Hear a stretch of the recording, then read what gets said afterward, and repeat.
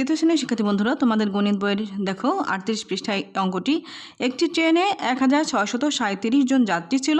একটি স্টেশনে 865 জন যাত্রী নেমে গেল এবং 770 জন নতুন যাত্রী উঠল।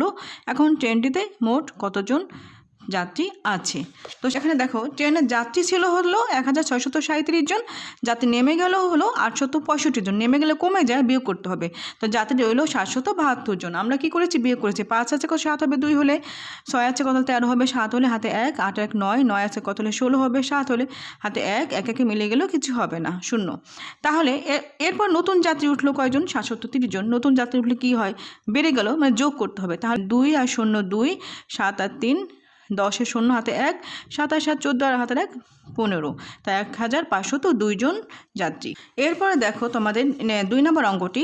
কোনো বিদ্যালয়ে মোট 538 জন শিক্ষার্থী ছিল।